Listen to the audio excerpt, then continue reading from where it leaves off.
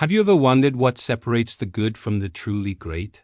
What is that secret ingredient that turns ordinary individuals into legends of industry, creators of empires? We often look at their success, their wealth, their power, and we think they must have had it easy. But what if the opposite is true? What if their greatest strength was forged in their darkest moments?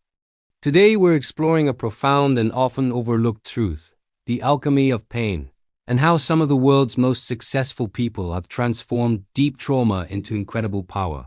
This isn't about glorifying hardship. It's about understanding the raw, unfiltered source of a certain kind of genius. It all starts with the foundation of resilience.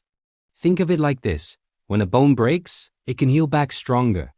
Early life adversity, as difficult as it is, can build a unique kind of psychological armor.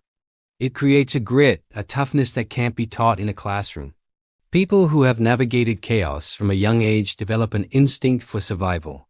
They learn to read rooms, to anticipate moves, to see the world not just as it is, but as it could be, for better or for worse.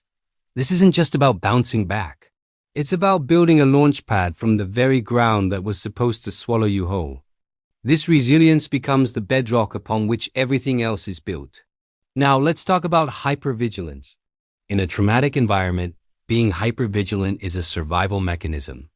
You're constantly scanning for threats, looking for danger around every corner. It's exhausting and painful.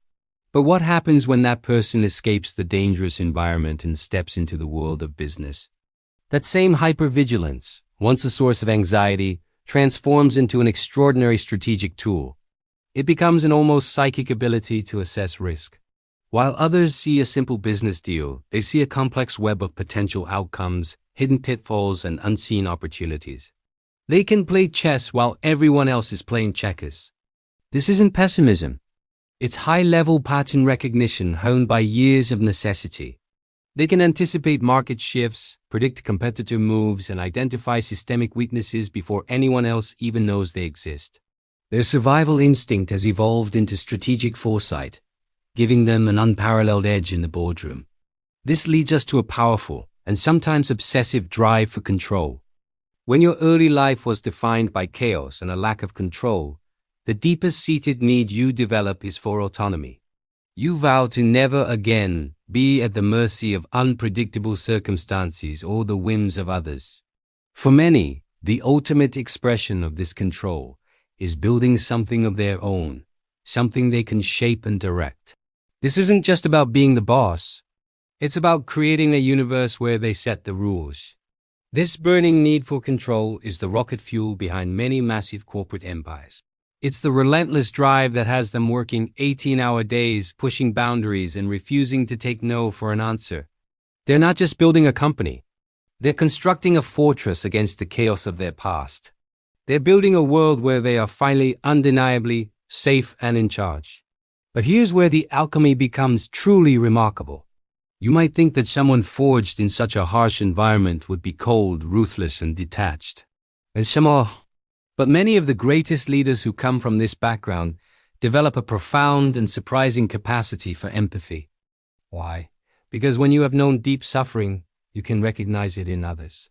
You understand fear, you understand struggle, and you understand the need to be seen and valued. This lived experience gives them an intuitive grasp of human motivation that no MBA program can teach. They can connect with their teams on a deeply human level.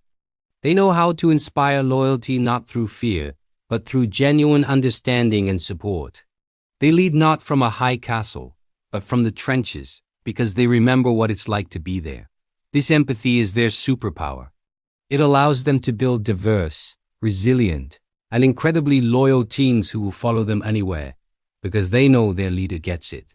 Finally, we arrive at the last stage of this transformation, the shift from legacy to healing. For years, the drive was survival. Build the business, secure the fortune, establish control. It was about proving something to the world, and more importantly, to themselves. But once that's achieved, a new question emerges: now what? The final act of this incredible alchemy is when the focus shifts from building for oneself to building for others. The motivation is no longer about survival, but about impact. It's about using their immense resources, influence, and platforms to heal the world in the way they wished it could have been healed for them. They start foundations, tackle global problems, and invest in causes that prevent others from experiencing the same pain they did. This is where the cycle completes. The pain that once threatened to destroy them becomes the very engine of positive change on a global scale. They are not just building a legacy. They are actively healing their own wounds by healing the world. The empire they built for protection becomes a vehicle for profound contribution.